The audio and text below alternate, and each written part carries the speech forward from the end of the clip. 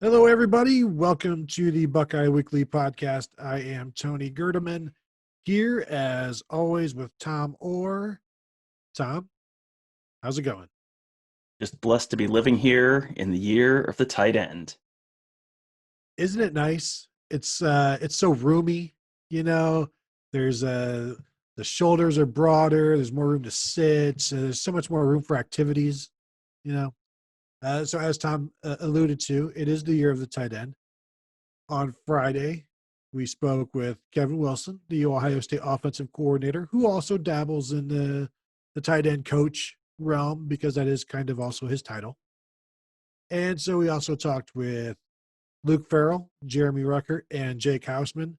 Did not talk to Cade Stover. I believe he was baling hay. Not sure that was the exact answer, but it's something. He may be at practice right now, so I'm not sure he's working on the farm today, but Okay. All right. Well, possible. I don't I possible. don't know that for a fact. I'm just speculating. I don't ever want to assume a farmer is not farming, like Mm. because that's it's in their blood. I grew up around farmers. I was going to say, Tom, where I'm from, they're either at the bar or at the farm, but I'm not going to say that here because, especially because we're just talking about a high school kid or a college kid. So let's talk about football, Tom, instead. How does that sound? I thought we were going to talk about vegan dining. No, can we Well, talk about let's vegan start dining? there, Tom, because when before the show, I'm like, well, what's the big takeaway here? And we both, the takeaway was Kevin Wilson saying that Justin Fields is now a vegan and he wanted to get into better shape and be leaner. And so that is the route he took. Tom, I don't know if there have been a lot of national champion winning quarterbacks who have been vegan. I'm going to say no. And so I wonder, Tom, is this a dangerous move for the Buckeyes? I can't imagine Mickey Marotti has signed off on this without doing the research about the ability of a vegan quarterback to win a national title. This is definitely shaping out to be an unprecedented year where online petitions, parent protests, and quinoa all add up to a potential national championship run at Ohio State. Uh, This is one of these things where you hear about guys who are, last year this was something we talked about with J.K. Dobbins probably 30 times throughout the course of the year.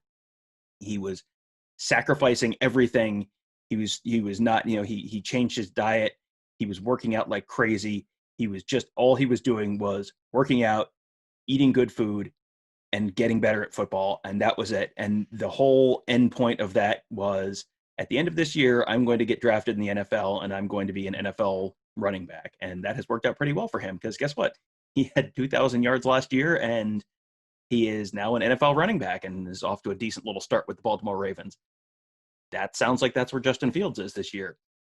The goal is win a national championship and go be an NFL quarterback. Probably. I mean, I don't want to speak for Justin Fields. I have a feeling he's probably leaning towards going pro after this year rather than coming back for his fourth year. Again, we have not gotten to talk to Justin yet, so I can't say that for certain. That's just my interpretation of things. And from time to time, I mean, I can't come up with any specific examples right now, but from time to time, I'm sure I've been wrong about something. We can go back into the archives to see it and find that out. We probably will be unsuccessful, though, Tom. You are correct. Uh, but, Tom, I want my quarterbacks eating things like crab legs, lots and lots of crab legs. That's what I want for my quarterbacks. At tofu, no. Should they fill the Gatorade bucket with melted butter? For the end, I mean, what better way to celebrate a crab leg fueled national championship than with a bucket of hot butter dumped on the coach at the end of the game? I don't know how Ryan Day would feel about it. You seem like you're squirming uncomfortably. Um, I mean, I mean, it would be groundbreaking. It would be exciting. I mean, they dump potatoes on the coach who wins the Idaho Potato Bowl, so I don't know why you wouldn't do this. Probably because there's no correlation to the butter and the crab legs to the actual bowl. Mm. You Well, know, if if they're they they're playing in Miami, Miami's known for its cocaine. don't I don't think they should fill a bucket with that. I'm just gonna go. I'm just gonna say right now, I would advise against filling a Gatorade bucket with cocaine and dumping it on the coach. That's just my that. Butter first, cocaine. But First you get the butter, then you get the I'm just cocaine. saying I think a Gatorade jug full of melted butter is the responsible choice. That's all I'm saying. I think that's the responsible and fiscally responsible as well choice. Yes, butter is much cheaper than cocaine. One of the areas where you're talking to Kevin Wilson, and you can only talk about with all due respect, you can only talk about the tight ends for so much of the time. He's also the offensive coordinator, so you want to know what's going on with the offense, and you want to know what's going on with Justin Fields. And Wilson was asked, where has Justin Fields shown the most growth? And he said it was as a leader. He's had a great offseason. Everybody knows that. But he's grown the most as a leader. That was something that the players, the tight ends, echoed as well. And it's something Justin Fields himself has said, where he's, after being on Good Morning America and this show and that show and being the talk of everyone for his petition, now he feels like he can speak for the entire team. And that was something that Kevin Wilson had noticed as well. Even though they've continued to work on, he said, off the field, working on blitzes, preparing stuff like that, pre-snap reads, just all of the little things. And there's only so much you can do on the field, and they've been working on a lot of stuff off the field. But the leadership aspect is something that I think everybody expected. Now you're seeing it's the little things. Last year, maybe he held on to the ball too long. Maybe blitzes were an issue. Sometimes blitz pickup wasn't great. That wasn't necessarily his fault. But now he's improving on getting those blitz pickups better, pointing people in the right direction. So I think he's probably going to be better this year. I like that you're really alibying for him that the quarterback isn't in charge of picking up the blitz. I mean, not ideally. Frankly, he might have picked up the blitz a little too much because other guys didn't pick it up. I mean, that's not technically like the way it's normally supposed to work. That's how it worked out a couple times last year. But yeah, he's the leadership thing is something we heard from a lot of guys, and that's, I mean, if you think about it, it's not really surprising. You saw him kind of being a little bit more of a vocal leader throughout the year last year, and this year, I mean, he was the guy who was very much the face of this movement. In the way that Randy Wade was kind of the face of the parent movement, Justin Fields was the face of the player movement, and with that petition that got 300,000 signatures or whatever it was. And so, the off-field leadership piece, it makes sense. Your first year in the program, you don't just want to come in and just start, bossing people around, because that can go one of two ways. And if you're not super fantastic right away and you're going to be the bossy guy, then you're the person that no one likes. So I think he kind of tried to ease his way into that role a little bit. Now that he's led them to a college football playoff, had the 41 touchdown, 3 interception season, Heisman finalist, like, okay, all right, I think this guy's pretty okay at football. So now he's in his second year able to take a little bit more of a leadership role. One interesting story that we heard was, I think this was Jake Hausmann who told the story, where, someone asked, okay, how is Justin showing leadership, on the field? And he said, when the tight ends are running routes, Fields will go out there and run the route and show them, here's why I want you to run this route. And, in this particular way. And then he was asked, how is he as a route runner? And he said, I mean, you've seen him. He's an athlete. He basically seems like one of those people that's probably just kind of good at everything. Yeah. And route running is no exception. But, if you are willing to be not just the vocal leader, not just the leader who is going on Good Morning America and starting the petition, but also the guy who's out there showing the other players how to do it, like, that's someone who, as much as giving up steak and chicken or whatever else he gave up is, may seem meaningful to people like you and I who really enjoy steak. That plus the fact that he's going to these like really extreme, like, attention to detail kind of lengths to be just a real hands-on kind of leader. I mean, not that you really needed much indication that Justin Fields is really, really, really, really, really motivated for this fall, but I think Justin Fields is really, really, really, really, really motivated for this fall. There might be some evidence to that. And was it Jake or Luke mentioned that he's made them better by doing stuff like that, running their routes, showing exactly where he wants them to be, and we'll see how that plays out on the field this season as he throws them the ball 50, 60 times this year.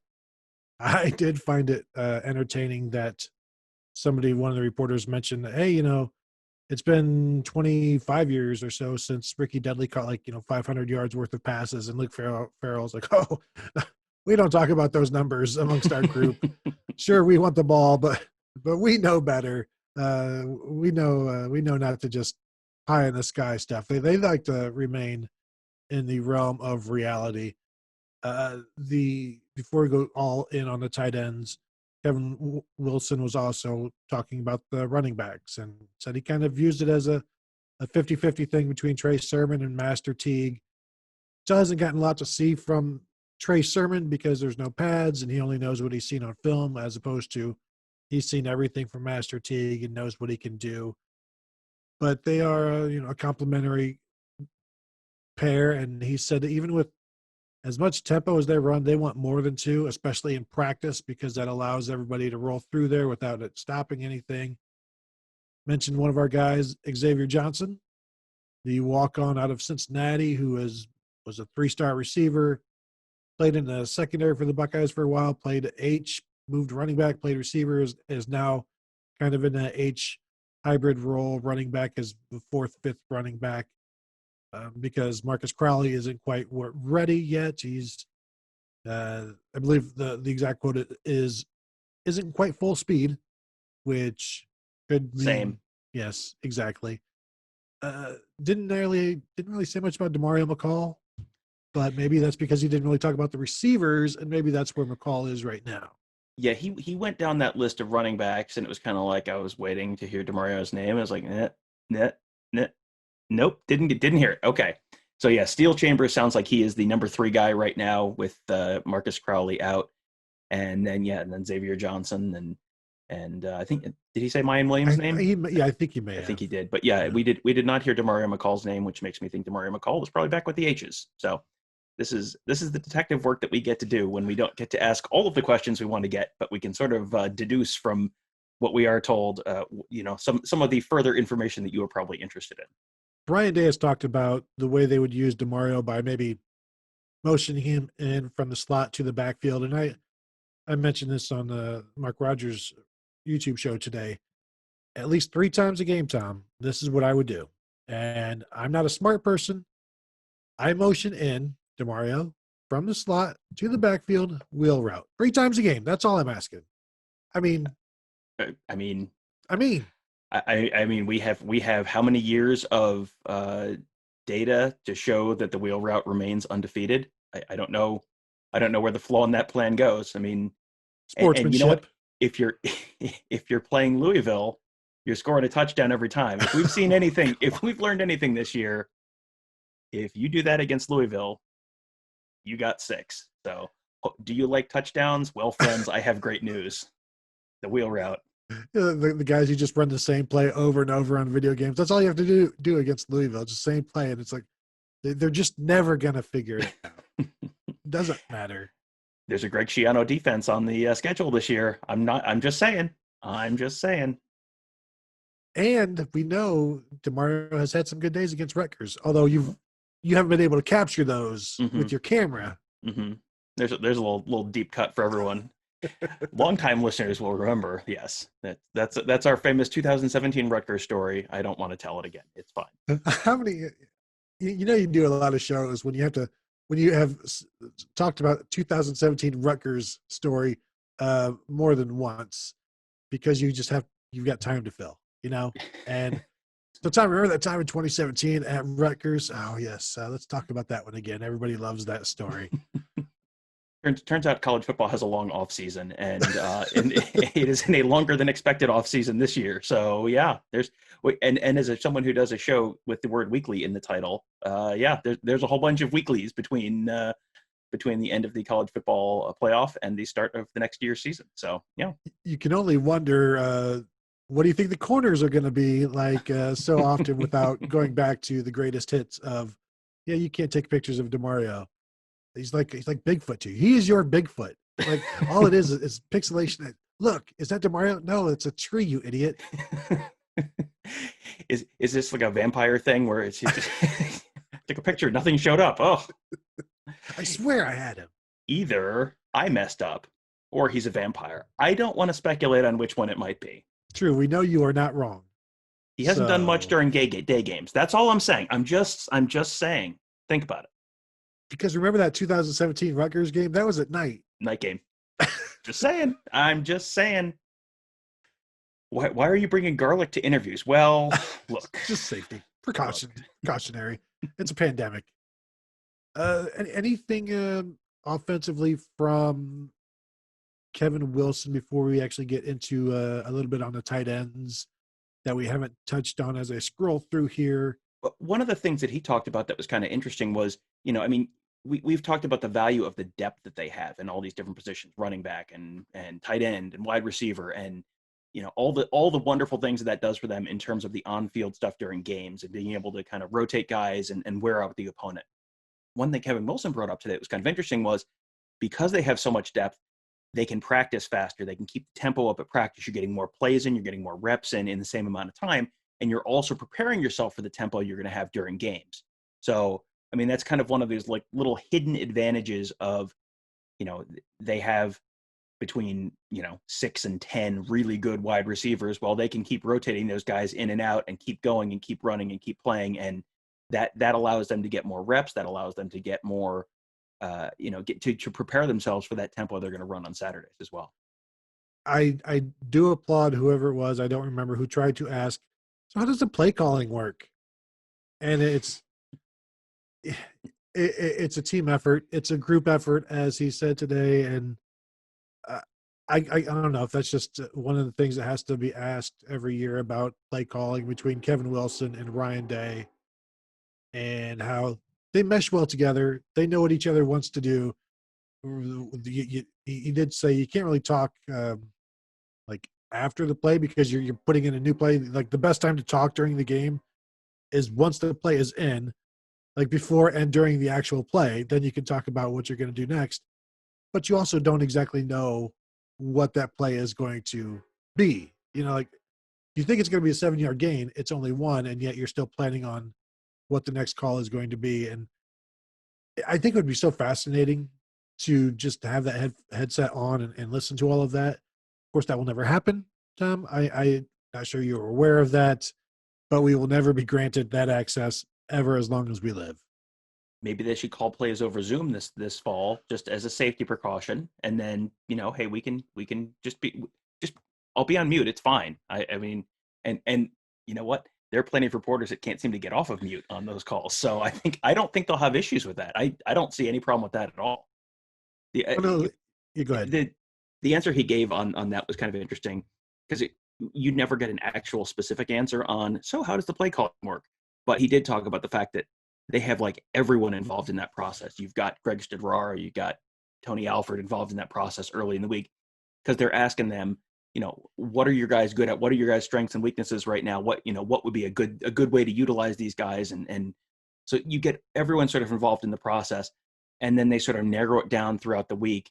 And then during the game, it sounds like it's a much, obviously much smaller group talking on the headset. It's not, not everyone is weighing in that 15 seconds between plays, obviously. But, and again, you can ask that question 5 times a year, every year. You never actually get an answer. Oh, it's just, it's just guys who just like to sit around and talk ball and draw stuff up. And it's, you get, it's always a very bold and noble attempt. And you get like 30% of the answer you're interested in. But I mean, that's more than we had before. So you know what? Progress. I'll take it. Well, yeah. And especially if you're going to write about it, you're just going to use whatever quotes come out anyway. Mm-hmm. But yeah, he said, for the running game, it's him, Tony Alford and Greg Stidrara. They'll, work on that early in the week, and passing game is Hartline and Day and Corey Dennis. They work on that. And then you start to meld the two, and then you get like compartmentalize or situationally, like, okay, what are we doing on third downs? And then eventually all of this ties together towards a game plan. I thought it was interesting. He also talked about when pads go on September 30th, they're not just going to start running in and smashing into everybody. It's like, it's not just ready, set, smash.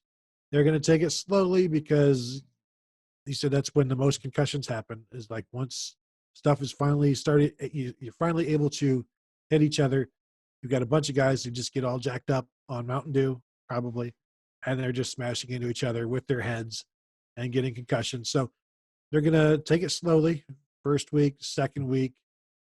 He said they'll probably have as much contact and tackling the second week as the first week, which I would think you would want gradually more as you go.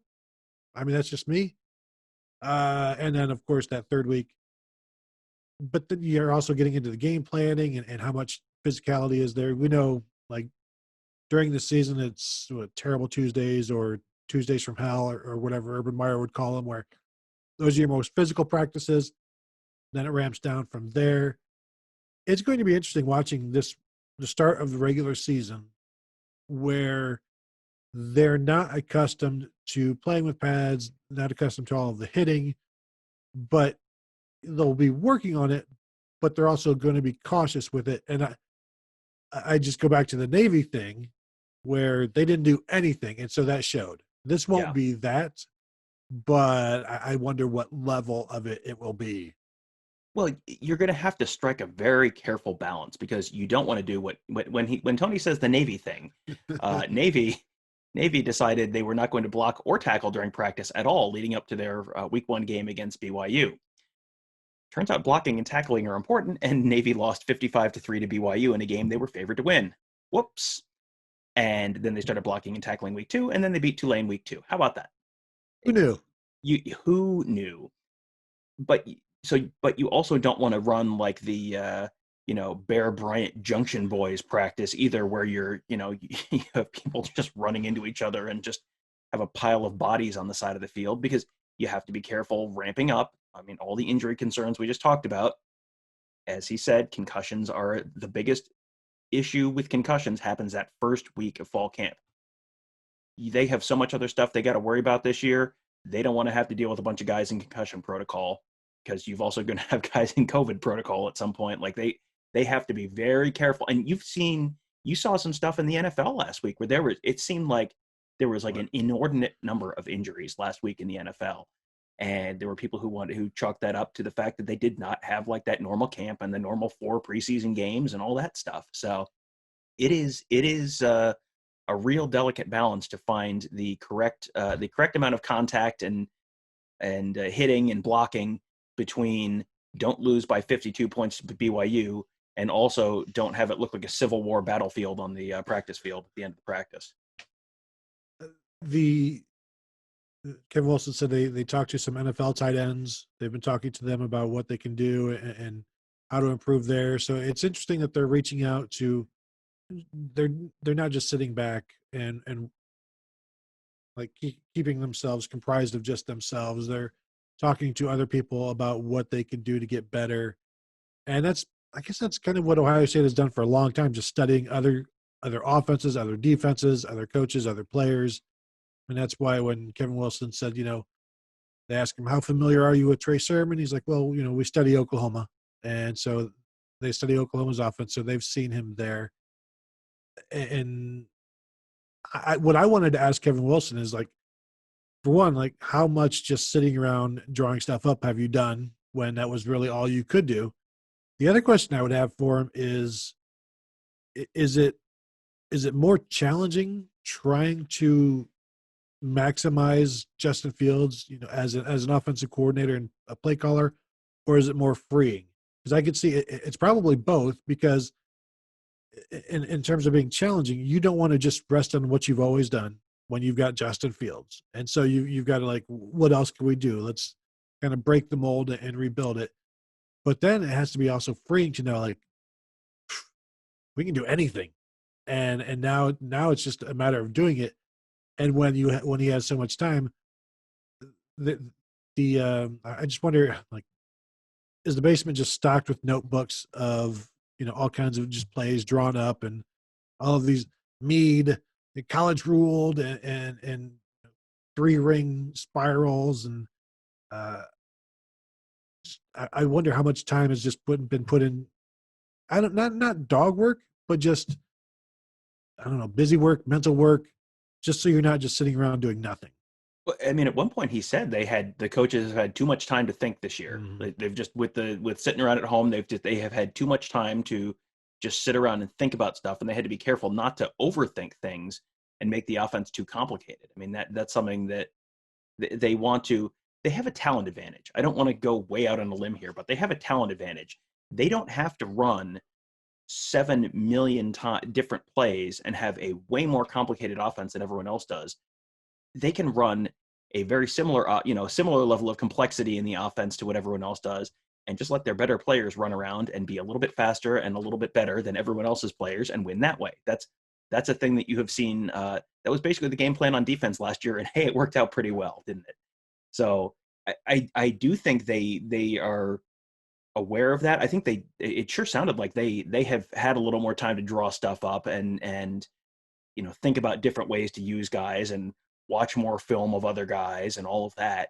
But they think also are cognizant of the fact that they can't go too far in that direction, because then it gets too complicated, and then you're trying to do too many things, you're trying to install too many things, and you end up having there is a negative return on that stuff after a certain point. Like, it's more complexity, more different options is good up to a certain point, and then it starts to have a it's like good, and now it's too complex, and now it's a negative. Yeah, the Shiano effect. I didn't want to say anything. I don't like to say negative things about what Greg Schiano's defenses may have had going on during the year that they were giving up 51 points to a crappy Maryland team. I don't want to speculate on that, and I don't like to badmouth him and his performance, because I mean that was it's in the past, and and Alex Grinch was there, and Alex Grinch is a genius. Just ask half of the national sports writers on Twitter. So I mean, it can't have been wrong. It wasn't Shiano's fault. It was the players for not being able to follow through on what he set them up to do. So if we want to blame anybody, it's the teenagers. Really, that's pretty much our standing rule on this show. Blame the teenagers. Look, if you can't do trigonometry on your head while running around the football season or field for 4 to 6 seconds, like, look, that's not on the coaches. That's on you. We're trying to rub our belly and pat our head, and we're rubbing, can't do either correctly. The tight ends, much like last year, just completely interchangeable. It can be Luke Farrell, it can be Jake Hausmann, it can be Jeremy Ruckert, and last year Rashad Berry was in there. The Rashad Berry this year, Cade Stover. They were just talking. Maybe it may have been Jake or Luke, just talking about how it was definitely one of them. Talking about the kind of athlete that Cade Stover is. He's big, he's fast, he's tough, he's strong, and he can go and get the ball. We saw that in the spring. I just these four together, and I don't know how much two of them will play together at a time, because I think that will be less than last year, which was 33% of the time, according to Ryan Day on his radio show. It's going to be less than that, but the fact that they can just throw anybody out there and you can still run it, you can still throw it, you can still do whatever. It's an underrated, and this is something Kevin Wilson said, it like they are underappreciated. And I don't know that any other position group you can just throw anybody out there, and there really isn't necessarily that much of a fall off where you can't do something that you could do otherwise. I think there's a decent possibility the wide receivers end up a little bit like that at some point this year. But yeah, the tight ends for sure are, I think, coming out of the gate, they probably have a very high level of confidence in minimally the top 3 guys. And there's some question about the younger guys, so Cade Stover and Joe Royer, because I mean Kevin Wilson talked about the fact that the guys who are most hurt by missing spring ball this year are the guys who are the young guys, and he was very specific. Not just the true freshmen who just showed up this summer, but the guys who are the redshirt freshmen. So that's Cade Stover. Cade Stover, also remember, he was a defensive end and a linebacker last year, so he did not get that first year as a tight end. So he's functionally a true freshman in some ways as a tight end, because he hasn't had that first year in the program to just sort of learn. So I don't know how much to expect out of either of those young guys. It was Jake Hausmann who was talking about Cade Stover, said he is, quote, a super athletic guy, and, quote, he's as athletic as a tight end can be, which, I don't know, seems good. So, he may be the heir to that Jeremy Ruckert spot in a year, or whenever Jeremy Ruckert is off to the NFL. But yeah, I mean, this year you've got Luke Farrell, you've got Jeremy Ruckert, you got Jake Hausmann. Those are three guys where even if even if one of them is out for some reason, or hurt or sick or whatever, you still have two good, proven veteran options there that they feel very confident in, and that sets them up for a lot of different options. Because I don't think you're going to see a ton of two tight end this year, just because the wide receiver unit is just so deep, and also the running back unit is pretty darn deep, and they don't want to, you don't want to pull your running backs off the field, and you also don't want to pull Garrett Wilson and Chris Olave and Jamison Williams and all those guys off the field. So you're probably not going to see a ton of two tight end, but whenever those tight ends are on the field, they have to feel pretty good about their options at that spot, no matter who it is. Yeah, and I think it was kind of telling when Kevin Wilson was talking about, well, when you have two tight ends out there, then you have to take a guy like Jamison Williams off the field. And it's just one more instance of that name being mentioned. So go ahead and put that away in your memory banks, everybody, and see how that goes for you. Yeah, I expect fewer and less two tight end situations. You mentioned Cade Stover being athletic as a tight end can be. I don't think they should put limits on tight ends. Like, why is there an athleticism limit? Like, that's not right, Tom. They should be able to be as athletic as they want, not as they, it's like they're being held back. The maximum amount of athleticism allowable by law at the tight end position. Yes. Yeah, I think I get the sense he'll be okay. I mean, that he was someone who was a running back and a safety in high school. He was a 1,500-yard rusher as a running back in high school.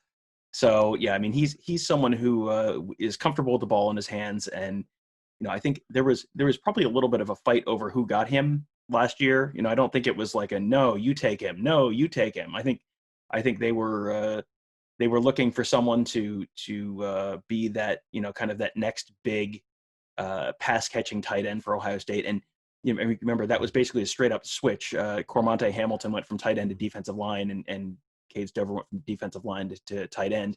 And I think Cade Stover is probably much more the pass catching kind of tight end, whereas Cormonte Hamilton, just in terms of his build, he just looks more like the Jake Hausmann, kind of a little broader, a little more of a blocking tight end. So that may be a hint at where they think that position could be headed in a year or two.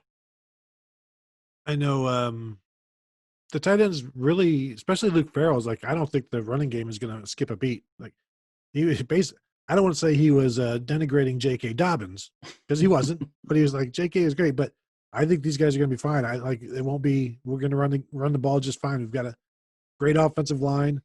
The tight ends, of course, Kevin Wilson, can't say enough about them. The running backs will be good enough, and it was just to a man. They're like, yeah, the running game's going to be fine. No concerns there.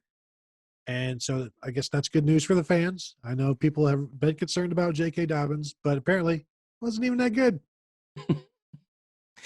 I mean, it's going to be very hard to match J.K. Dobbins as a running back, but the offensive line is probably better this year than it was last year. It's at least a push, and I think there's a possibility it ends up better than it was last year, at least in the run game and probably in pass pro as well. I think there's a decent possibility this ends up being one of, if not the best offensive lines in school history. And you have Justin Fields, who's still a threat with his legs and now has two healthy legs, and is probably a better passer this year than he was last year. And there's a decent case to be made that the wide receiver unit might end up being better this year than it was last year. So with all of that other stuff, even if the running backs aren't quite as good as J.K. Dobbins was last year, if everything else is better, that's going to make the running backs better than they would be, all things being equal. Jeremy Ruckert was asked what he has learned the most from Ryan Day, and he said that Day has taught him that football is a very specific game. Talent is great, but the more you learn the game, the easier it will get. And he said that Day told the team that you don't rise to the occasion, you drop down to the level of your training. And I thought that was pretty interesting. Obviously, the more you are trained up, the further you have to drop down to that level. And it's one of those coaching mantras, I assume, where it's the truth is there. It's one of those testimony things that the better trained you are, Tom, the better you're going to perform, the better prepared you are, and the better you respond to everything that has happened this year. You'll show it on the field because we know other teams won't respond as well. Other teams haven't handled it as well. This wasn't tough. This wasn't easy for anybody. Going home, having Jeremy Ruckert having to build a workout bench basically, and then you come back August 12th, and they tell you the season is canceled, and you still have to work through it. You still practice or whatever. You still work out because, as Ryan Day told the team, eventually we're going to play. And when we do, we'll be ready. Like in the Twitter video that Ohio State football released, it's like one day they're going to put the ball on the turf. And when they do, we're going to play and we're going to be ready. And from what we've seen so far, Tom, all of the practice that we've seen so far, which is none, but from the players and coaches we've talked to, it seems to be going okay. Things are going well. Not that they would tell us, like, guys, we are way behind. We are super unprepared. This is going to be bad. And of course, they're not going to say that. I have such trust or confidence in Ryan Day to lead this program through something it's never had to do before that, I assume they'll come out game one and be just fine. And then, how Urban would always build up files of the previous season. Like, if you're ever in this situation again, this is what we did. And so Ryan Day will have his pandemic folder of everything they did, just in case, it ever happens again. He can, back in 20, this is what we had to do, like in 2042, when he's still at Ohio State and something terrible happens, he'll go back into his folder from 2020. Well, this is what we did. And we had, and he'll be saying, like, Justin Fields Jr., we had your dad here back then, and this is what we did with him. And so I guess maybe I'm odd. I trust Ryan Day will have things figured out on time, at the right time, in the right place.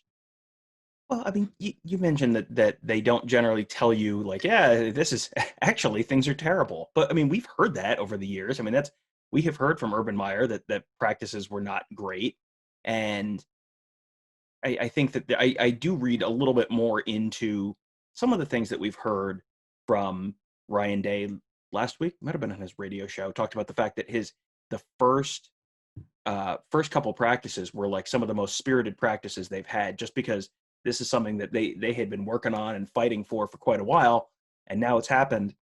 They've gotten what they wanted, and so yeah, I would imagine they are pretty excited to be back out on the practice field and work and have something that they're specifically working towards. And I mean, that was something that Jeremy Ruckert talked about as well. He said that the energy at practice has been really good the last couple weeks. So, I think that they probably will not have a ton of trouble getting focused for the season and staying on task and following the rules they need to follow in order to make a season happen. So, yeah, the other thing that was kind of interesting was a couple different people mentioned the Nebraska game in specific, and they were asked about their goals, and it was they talked about winning the Nebraska game, and I'm sure that it has not been lost on the coaching staff that week 2 is possibly the game of the year, or the most important game of the year, or the most challenging game of the year, however you want to frame it in terms of them going to Penn State. But week 1 is not a gimme. You don't have Rutgers coming in week 1. So you got Nebraska.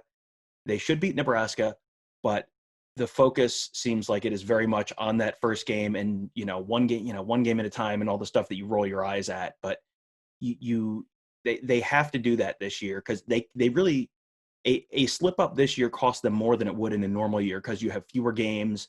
You're not necessarily going to get the benefit of the doubt if you're a 7-1 team versus a team that's 9-1 from another conference, something like that.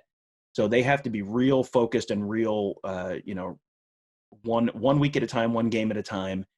And not taking anything for granted, because this is going to be, I mean, I feel like we're going to say this every single show. This is going to be a weird year. You're going to have weird stuff that happens. You're going to have weeks when teams just come out and just, they're missing a bunch of guys. And all of a sudden, hey, this is a big problem because we're missing a bunch of guys, and you're going to get some weird results. This is a year you can't really afford weird results. So they have to really be as focused as they can to take it and not get past, not get past the task at hand, and do it one opponent at a time, not get ahead of themselves. And that seems like something that has been drilled into their heads already, that if we're hearing it from a couple players this far out. Do you think there's a rivalry brewing with Nebraska because Nebraska is trying to take credit for saving the Big Ten, which was clearly something that Ohio State did? Do you think that has anything to do with it? I mean, they seem like they were very friendly on social media, the Ohio State account and the Nebraska account. So maybe you and I are friendly on social media. That don't mean crap. Well, that's true. That's extremely true. Wow, I am gobsmacked at what a good point that is. Oh man, I don't know. Wow, the Ohio-Nebraska war. Yes, they definitely need to play for a cannon of some kind, and yeah, Loser gets Iowa. A corn cannon. Tommy, anything else?